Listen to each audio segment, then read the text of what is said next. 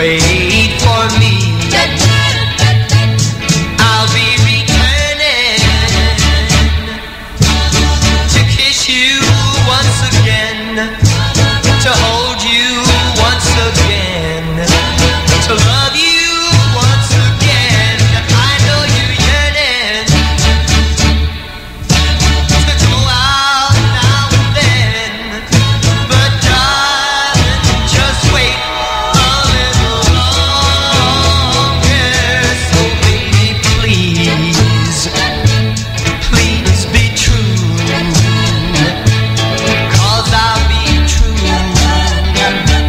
true to you. My darling, wait, wait, wait, baby, wait, wait, wait, wait for me,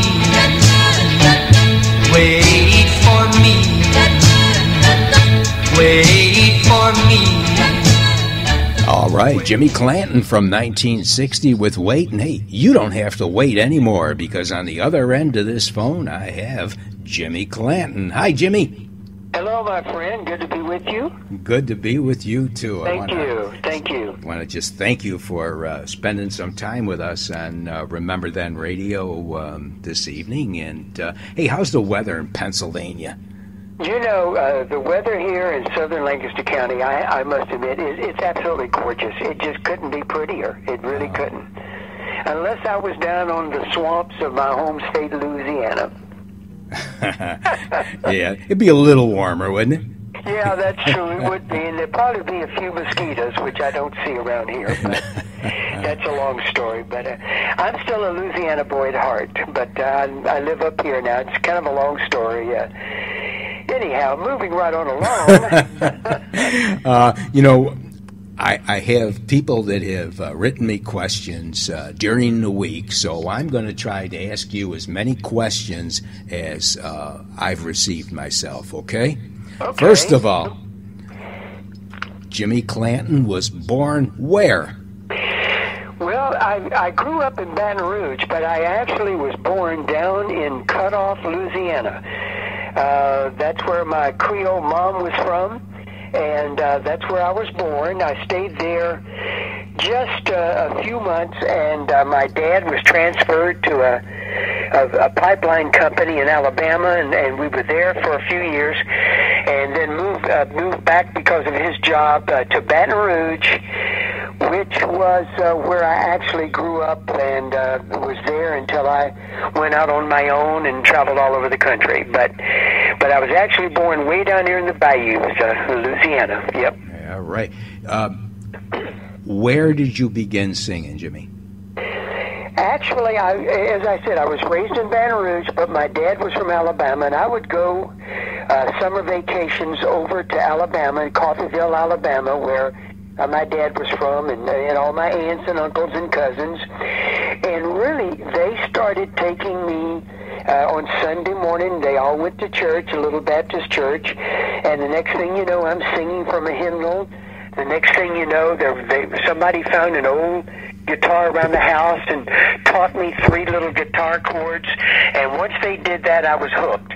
So by the time I would come back to Baton Rouge to go back to school, I saved up $12, went to a pawn shop, bought myself a guitar, bought a 35-cent guitar chord book, taught myself guitar chords to where I could play along with songs on the radio, and it just went from there. Eventually, by the time I was 16, I was in a little band in Baton Rouge, and by the time I was 18, I was in a major group called the Rockets, and we were playing all the nightclubs all along the Gulf Coast, and that's how I got started. Wow. Now, I've also been asked, has Jimmy Clanton written any of his many hit records? You know, actually, I wrote many of the songs I recorded. Most of my early recordings, right up until 1960, I actually wrote them all myself. I wrote Just a Dream. I wrote a lot of the B-sides. I didn't write, I wrote A Letter to an Angel. I wrote A Part of Me. I wrote a song that has become a big favorite on Facebook called If I. Oh, yeah. That was the other side of a song I wrote, Highway Bound. I wrote a lot of the songs I recorded. I actually did. What about some of your mentors, the people that you looked up to when you were a fledgling star? Well, actually, being from down there in Louisiana, I was around rhythm and blues, around mostly the black artists of the day, Fats Domino, the early days of Ray Charles, and I got a hold of the early Clyde McFadder records and Smiley Lewis and Chuck Willis. These were black artists that I really loved their kind of music and emulated a lot of their music and wanted to be a guitar player more than I wanted to be a singer. It just worked out that way, but I found out if you sang, you got $5 a night extra. Wow. So I went from making $15 to $18 a night. I was making $25 a night. So that's how I started the singing part. I really did not start out as a singer, but that just kind of gradually became greater and greater, and as I did more and more engagements with the band, I became more and more popular myself as one of the singers, and that's how it all started before making records. Now, what about a song called "That's You, Baby" in 1957? Yeah, I wrote that. That was kind of like, the Louisiana sound that we all played music around. We all had these same kind of chord changes, and we wrote songs around that. We really didn't know anything about doo-wop. We didn't know what was going on in New York or Philadelphia, Chicago. We were just in our own cocoon of the Louisiana Gulf Shore music, and so the New Orleans sound, so that's what I grew up with. That's the kind of music I wrote until as I got older and got exposed to more and more music, and then I gradually expanded the borders of my own songwriting as well as singing. All right, now "That's You, Baby." Was that your first side at Ace? I don't remember if it was the first side, but it was probably, I think it was like the second or third side at the most. I know the first side was Just a Dream that I wrote, and I don't remember the B-side of Just a Dream, but I wrote that. And then I wrote A Letter to an Angel. I wrote that. I wrote A Part of Me. I wrote a song called I Trusted You. The first four Ace records, if I'm not mistaken, that I recorded, the first four songs that I recorded, both A and B side, I wrote them all, and I did write That You Baby, yes. You Aim to Please was the flip side of Just a Dream. Okay, I wrote that, yes. All right. Now, I understand that you were discovered because not only did you look good, but you could sing. And when you were discovered by Ace Records, they felt that, wow, we've got ourselves a big star on our hands. So they got you into the studio, and of course, as you said, you put those sides down. And then you came out with a little song in 1958 that seemed to put Jimmy Clanton on everybody's lips for quite a while, and that was Just a Dream. Well, there's no question that was the song that did it. And ironically, Ace Records, they were so taken with that song themselves that in April of 1958, when the song was just coming out, I got a call from him, and he said, I am sending you to Philadelphia. I've got you an appearance on a brand new dance show that's become popular all over America, Jimmy, called American Bandstand. Well, I'd heard of it, but we didn't have a TV. And I'd heard of it, and I said, well, wow, I'd never been on an airplane, never been out of Louisiana, Mississippi, or right there in the Gulf Coast. And ironically, they flew me up to Philadelphia, and it was kind of funny for me because, you know, in those days you didn't have a photocopy machine, so the only way to get a copy of a picture of what you look like, you had to do it by mail, you know? Oh, okay, yeah. And so by the time I showed up at American Bandstand to lip sync, they didn't know what I looked like, and so I walked out there, and lo and behold, I found out real fast that I was very well received by the girls, and I thought, well, what's this all about, you know? And the next thing you know, the song is like all over America, and boy, it's been I went on. It was a rocket ship of a career right then and there from that day on. Yeah, I mean, and many hit records followed up the charts. A Part of Me, that was another big hit for you. The song Ship on a Stormy Sea. That song, I understand. I read, and I don't know if this is true or not, so you verify this for me, that song, actually, you received a gold record for Ship on a Stormy Sea? You know what? I've got gold records, and I don't remember exactly all of that part, but I do remember that after I got to New York, and Dick Clark, I did so many shows with him. I did so many bus tours with him. And then when Alan Freed saw how popular I'd become, he got in touch with me, and the next thing you know, I'm doing shows with him, and he and I just became very, very good friends. And Alan Freed was, of course, the man that really started the rock and roll, you know, in Cleveland, Ohio, and then he came over to New York, and I did all the big shows with him. And my point is that he came up to me one day after a big show, and he said, "I want you to play the lead in a movie I'm going to produce called Go, Johnny, Go. I want you to play Johnny Melody." And so I was very, very flattered that he would offer me the lead part in that movie. And it just so happened, of course, that when I went out there, that Ship on a Stormy Sea was one of the major songs that I performed in that movie.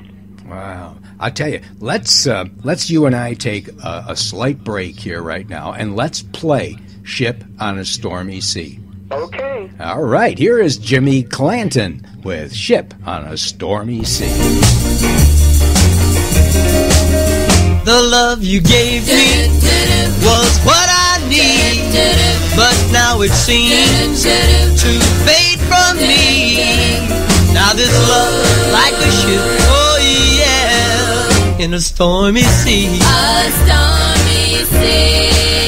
A gypsy woman, she read my palm.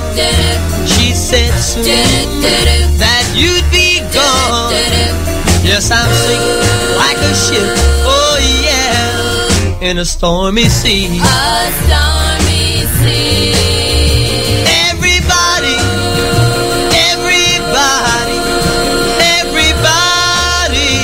Somebody's fool. You know it, baby. You know it, baby. Yes, you know it's true. My ship of love has sailed till now. Didn't take no chances, sunk anyhow. Through my love like a ship, oh yeah, in a stormy sea. A stormy sea.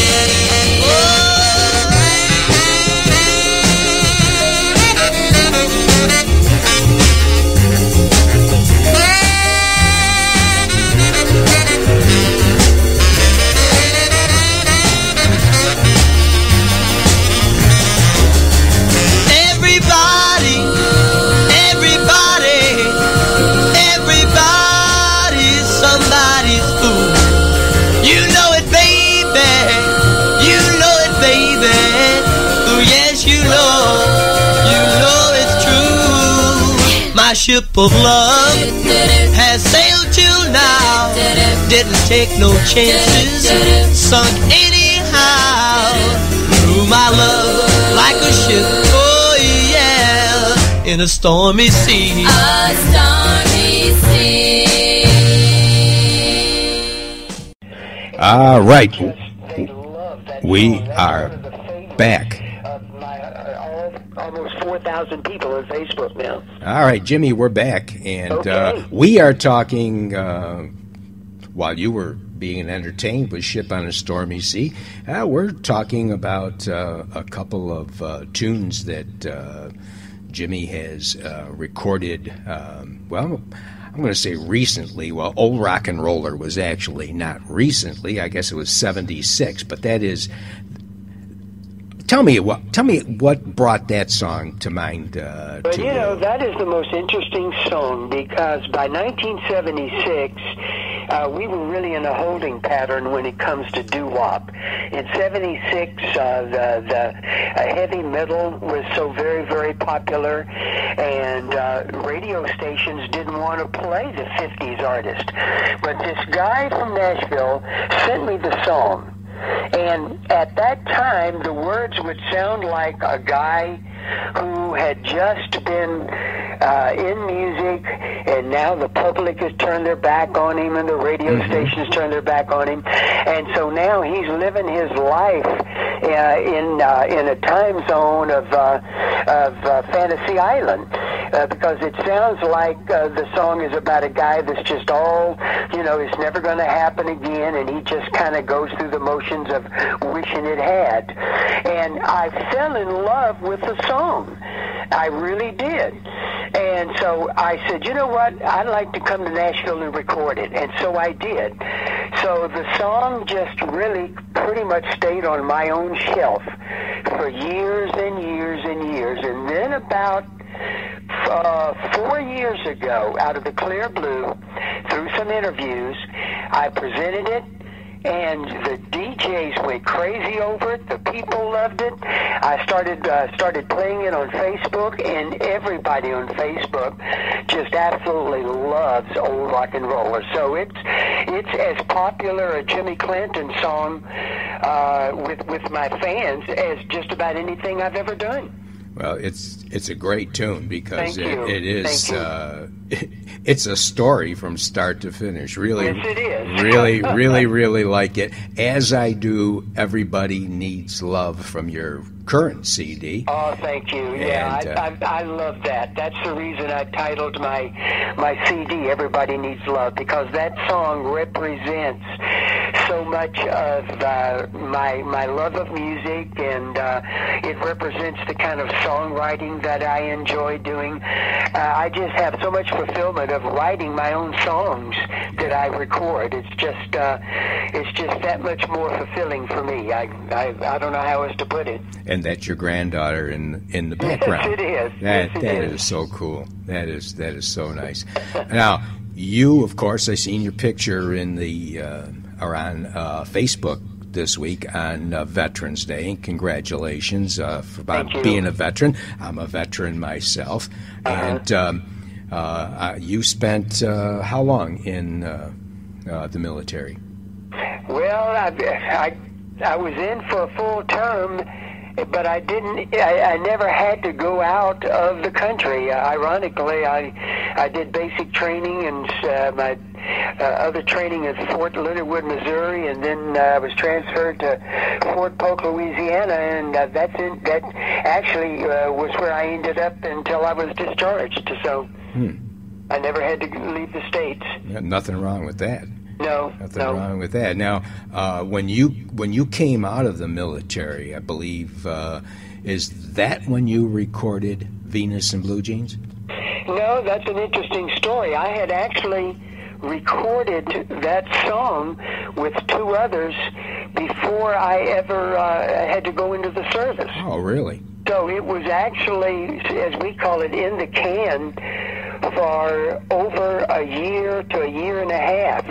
That's amazing because all of us who were in the business, nobody would have ever thought that you could have a song recorded that far back that would still catch the public eye, that much later, so to speak. Wow. But I think the good Lord wanted me back into the public eye because that song, without any question, grabbed audiences worldwide faster than Just a Dream.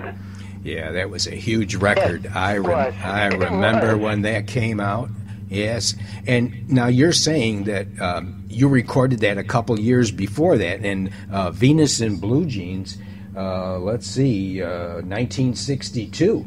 It was That's a hit correct. record. So I recorded it like in late 1960. Wow.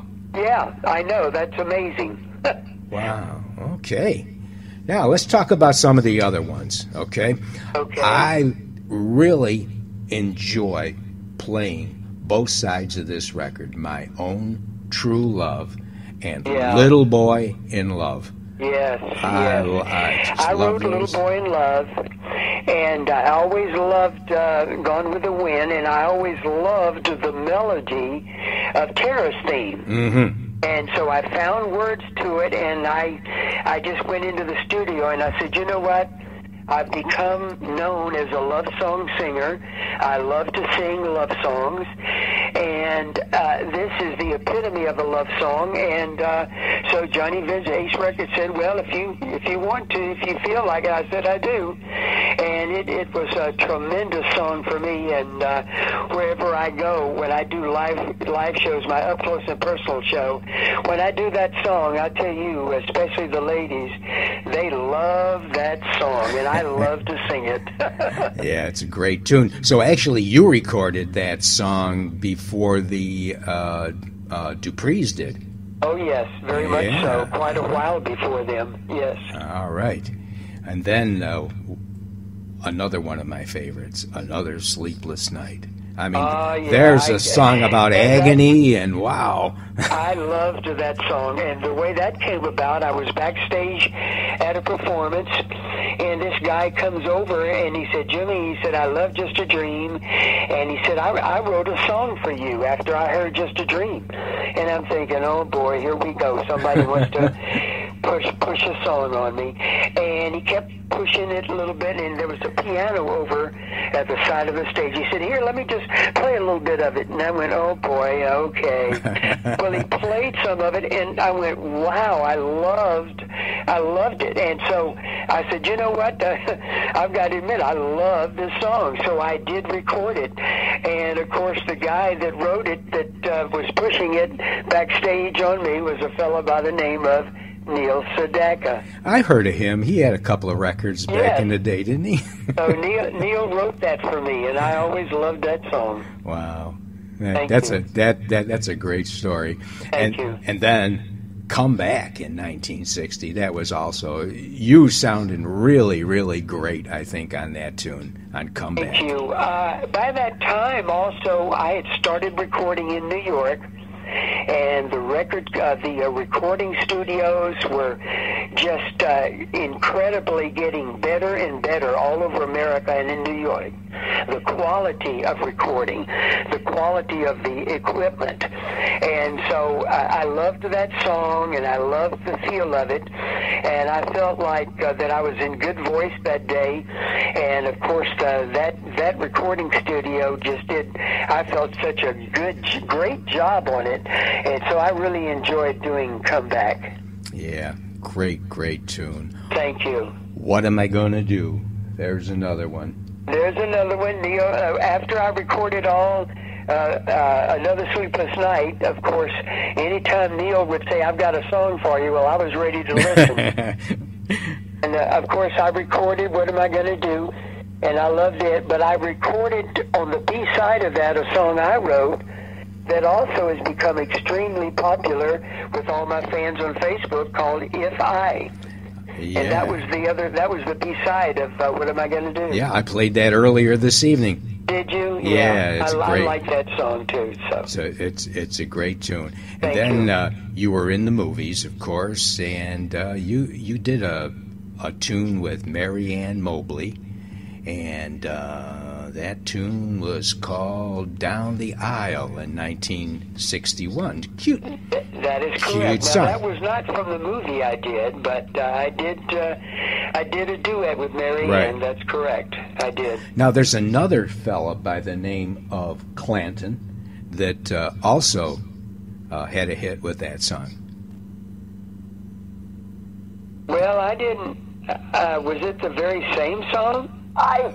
Ike Clanton. Well, I knew that I could record it, but I didn't know it was the very same song, to be honest with you. Well, according to Joel Whitburn's record research book, Well, he would know. Okay. He says the same song, and Okay. you did it as a Right, okay.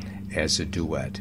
Well, I knew, Ike had recorded several songs, but he and I were so on opposite sides of the universe as far as our careers, Yeah. I was traveling all over and in other parts of the country and other parts of the world, and I didn't keep up with him, and he didn't keep up. Yeah, well, it's easy to get sidetracked when you're on the road a lot, huh? And I've been asked about Ike. Sadly, my brother Ike passed away about 6 years ago. Oh, very sorry to hear that, Jimmy. Yeah. Yeah. How about the traveling? Did that take a toll on you, or did you enjoy it? Well, the traveling back in that day, you're 19, 20, 21 years of age. You're full of life, and you're free, and just got all the energy in the world. And the traveling wasn't really so bad. It was really the longevity. I mean, I would go on a 4-week tour, a bus tour every night, a different city. I'd have a week off, and then I'd go on a 7-week tour. Because people have to realize in that day, in 57, 58, 59, if you really think about it, AM radio was the only thing for radio. Right. No internet, no TV, no American Idol, no Voice, no contest, no nothing. And so my point is there were only about 8 record companies in the world. There were only about 50 of us artists that were well known worldwide in the world. And so because of that, our records were the only ones that were played. So when we would get to big towns with the big shows, the whole cities would shut down because here we were. We were bigger than music. We were bigger than movies, bigger than sports. It was the entertainment. TV had not taken off. Radio and records and music was it. And so when we showed up in a town, that was it. It was really phenomenal. It really wasn't until later years that the traveling got harder because the increased population and then, of course, security with airlines. And so traveling in the last 12, 15 years has really been the hardest thing to deal with of all. Now, did you travel with the Dick Clark Caravan of Stars also? Oh, I did many of those. All right, yes, because we did. Oh my gosh, I can't count how many I did nationwide. Well, I can tell you one that you Every did. one of those, there would be different artists. On one, there would be me and Brian Hyland and the Times and the Mystics, and then on another one it would be me and Carl Perkins and Lloyd Price, and then on another one it would be me and the Fleetwoods and the Coasters, and so that was the kind of thing, and I did multiple numbers of Dick Clark Caravan of Star shows. Yes, indeed. Well, I saw you, I believe it was in 1959 in Rochester, New York, at the Rochester War Memorial. Dick Clark, Caravan of Stars, and Lloyd Price and his orchestra supplied the background music. My executive associate, Sandy Weeks, was at that one because she was from up there. So I guarantee you, if I was on a show in Rochester in 1959, she was there. You can believe that. Yeah, I remember you being there because I remember all the girls screaming, of course, and then Dwayne Eddy was on the program. Of course, Lloyd Price, yourself. Yes. I believe that Paul Anka was even at that show. I believe. Did a lot of tours with Paul. So there was a lot of stars that were on that Dick Clark Caravan of Stars, and it was quality entertainment. And I mean, you got to see, like you're saying, you got to see the biggest stars of the day together on one stage. That was fantastic. Is true. That's the way it was in that time. It sure was. Wow. Now, one of my favorite songs of yours, and I think we talked about this the last time that I spoke with you. I love Curly. Oh my gosh, that's interesting that you said that, because just recently at a big show, a guy came up to me afterward. He said, Jimmy, he said, I'm from Fresno, California. And he said, Curly was number one for 8 weeks in a row. Wow. He said everybody in that town loved Curly. And I always thought, well, that was interesting because, you know, it just never really became as big as Just a Dream or Go Jimmy Go or Venus in Blue Jeans or Another Sleepless Night. But it sure was big in Fresno, I know that. Yeah, and it was on Lori Records. Yes, that's correct. And it actually was your last charted hit on the Billboard Hot 100. And and Jimmy, I love it. I love it. I could play that song. I'm telling you, I could play that song over and over again. A lot of people have mentioned Curly to me and they even said that it's very valuable in its original condition if you find one. This one guy came and he said, Jimmy, I found it. He said, I bought it. I think it was either $35 or $50 for a 45. Wow. Yeah, of Curly. Yep. Now, I also enjoy listening to another number of yours called Matilda. Ah, yes. What can you tell me about that one? Oh my gosh, I'm so glad you mentioned that. Yeah, when I went on Phillips Records, I went to Nashville and I did an album, and I had oh my gosh, I had all the Nashville players. Ray Stevens was there, and what was that horn player? Golly, I can't think of his name on tenor sax. He was so well known down there. And all of these great players. And so we were talking about different songs. I said, well, there's one song that was the national anthem of the Gulf Coast. And they said, what's that? I said, a song called Matilda. And they said, well, would you like to do it? I said, you know, I'd like to do it. In fact, not too long ago, I played it from YouTube on my Facebook fan page. And everybody loves that, too. So that's one of the favorite songs that Jimmy recorded, that I was not the original one who did it, but everybody loves that version that I did of Matilda. Yep. Yeah, that is really, really Thank you. Now, you also spent some time on the other end of the microphone as a disc jockey. Well, the way that came about, I was living in Lancaster, Pennsylvania, back in the late 70s, and most of the shows I was just doing within a close proximity, Baltimore and Washington, and I'd go up to upstate PA and over to New York. So I did most of my traveling by car.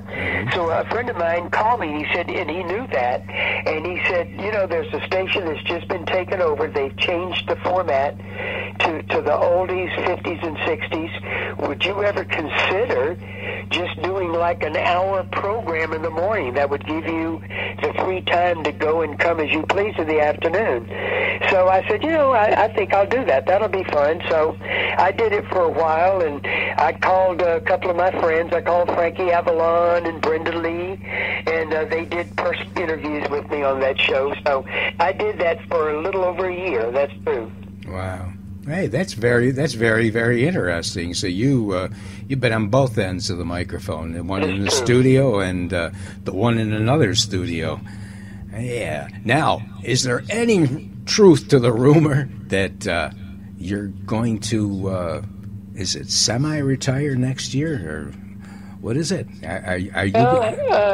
What I've said is that I guess the way the whole thing started is I made an announcement.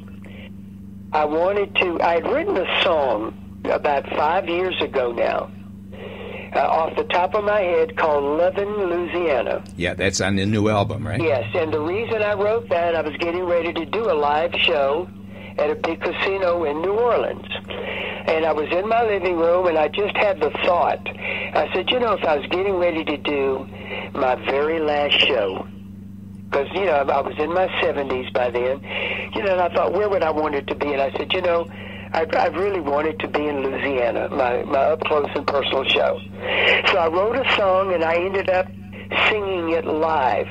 Well, the people went crazy over it. They just absolutely wanted to know if I was ever going to put it out, and that's how I ended up recording it and putting it in my my CD, Everybody Needs Love, which, by the way, if anybody's interested in it, it can be gotten over my website, jimmyclanton.com. Just go to jimmyclanton.com and you can get Everybody Needs Love. So I sang that song, and in the back of my mind, I thought, is that ever going to happen? You know, when is that going to happen? Well, I turned 75 this past summer, and even though I'm in good shape and I feel my voice is as good as ever, whatever that means, and I'm still feeling well, and I thought, you know what? I think what I want to do is I want to do, while I'm still in my prime, I want to do my up-close and personal one-man show.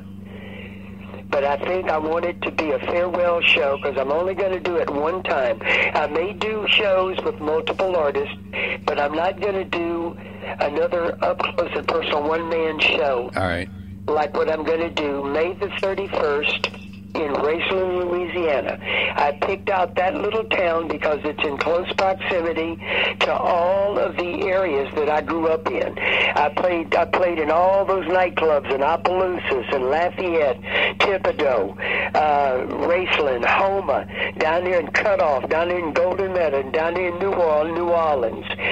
So all of those areas down there represent where I started out 55 years ago. So I went ahead and announced I'm going to do my goodbye farewell once and only up-close and personal one-man show. But I'm not retiring from music. I'm just going to that's going to be my last one-man show down there on the Gulf Coast. Okay. And I've got shows actually into October of 2014 already.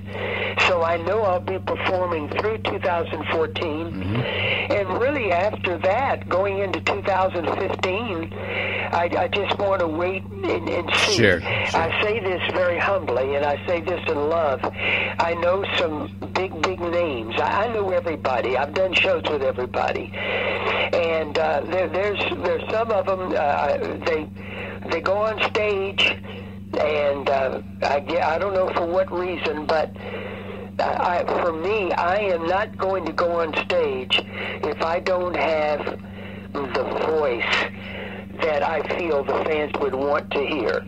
I'm just not going to do that. I hear you. And so right now I have it. Hopefully I'll have it in 2014. But you know, if things change in 2015, I am not going to go out and perform less than my very, very best. So that's the best way to put it. Okay. Well, I respect you for that. Now, if anybody wants to know, anybody that's listening to the show, because Jimmy, tonight we have people from all over the world listening to the show. Well, thank you. If anybody wants to know where you're going to be performing, now they can go to your webpage or to your Facebook page and find out? They can find it on my Facebook page. They can also find it on my website. I keep my schedule up on my website as well. And if worse comes to worse, people, you can call my office. My office... Or they could call me right here at the station, sure, and I'll tell them where you're going to be. But I do want to say this to people for what it's worth. I'm at my prime right now. I don't think I've ever sung better in my life. I say that very humbly. So if you're a JC fan, for heaven's sake, try to come see me now at my prime, because that's the way I would want you to see me, and that's the way you want to remember me. And so if you've ever been a fan and you've ever desired to see Jimmy live, every show I play now, I say from the stage, is there anybody here?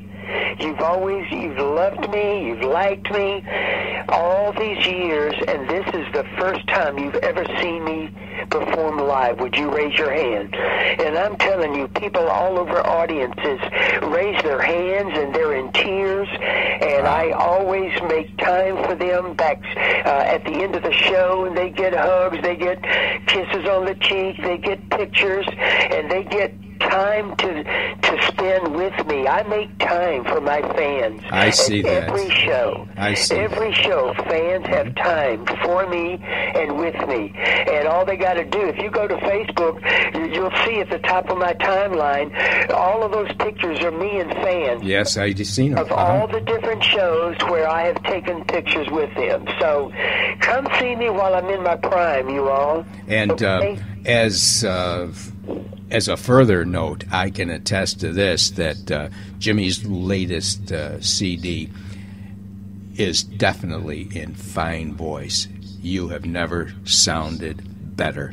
Thank you, Joe. I'm so proud of Everybody Needs Love. I really feel that the best that I can possibly be, that was indeed that CD, Everybody Needs Love, yeah. And there's videos, too. If people can't make it to the show, there's videos that they could purchase, too, to see you in action. That's very true. In fact, on JimmyClanton.com, I put together a couple of different shows, and it actually is a DVD of Jimmy live in concert. Wow. No question about it. But that cannot take the place of coming to my show That's live, right. because when you see me up close and personal, I sing to you, I give you hugs. I mean, I give my audience all the love that Jimmy Clanton has, and they receive it, they know it, they obtain it at my shows. Just ask anybody that's come to my live show, and they'll tell you that. So I love to perform for fans. I love my fans, and I enjoy giving them the best that I can. Well, Jimmy, you certainly do. And thank you so much. You have since, the late 50s. Jimmy Thank Clanton I has been here with us. And I appreciate the fact that fans over these 55 years are still with me. There's so many I could name, one after another. There are just too many to name one-on-one, and it wouldn't be fair, but they know who I'm talking about. And they are just wonderful, and they are true blue fans, and I love them, and I really have appreciated them, and that's why I've loved to do my music. I tell people on Facebook, look, I'm on Facebook for you all. I don't need to do this for myself. That's right. I'm not on Facebook for Jimmy. I don't make records for Jimmy. When I do live shows, I don't do it for Jimmy. I do it for fans. And it's all about the fans. It always has been. And you know something? You are one of the very few that actually takes the time to answer your fans and write to your fans on Facebook without somebody else being the writer. I mean, this is actually coming from Jimmy Clanton. So I appreciate you saying that, because a few years ago, I don't know what happened, but a rumor got out that my executive associate, Sandy Weeks, going on as me, and she was answering comments as me, and I can say right now categorically that is not true. It's never been true. Anything that Sandy has ever put on Facebook, she comes to me first. Nothing is done without my okay, and I comment and I talk and I speak to my fans personally on Facebook. That's me, nobody else. Yep. And I would personally like to say thank you to Sandy for making the arrangements for this interview and for the first one that we did at the beginning of the year. And again, I just want to say thank you, Jimmy Clanton. Thank you for the music. Thank you. Thank you, Joe, and thank you. You know, there are a few of you out there that I know personally that really have kept the music alive and kept fans all over the world involved and in tune with artists like myself. And I know all of us artists appreciate it, and I know the fans do all over the world. So my thanks to you, Joe, from all of us who play the music, who have been in the business. Thank you very much. Thank you, Jimmy. And let's stay in touch, and hey, maybe we'll do this again next year. How about that? Okay, why don't you play Old Rock and Roller for the fans for me? You know what? I think I'm going to do that. Okay, well, there we go. All right, good. Come back. There's an old rock and roller who'd love to rock and roll again. He keeps thinking about the time when everything was going for him. He just dreams away about those good old days. And will it happen again? Once it's in the blood, it's so hard letting go. He keeps listening for his voice coming from the radio. He wants a second chance to ask the world to dance. And will it happen again? Will it happen again? He lives along with his miracle, looks for work that's suitable. He's only trained to be a star, making love to his memories, composing top 10 symphonies. Will he accept things just the way they are? There's an old rock and roller who'd love to rock and roll again. He keeps thinking about the time when everything was going for him. He just dreams away about those good old days. And will it happen again? Will it happen again?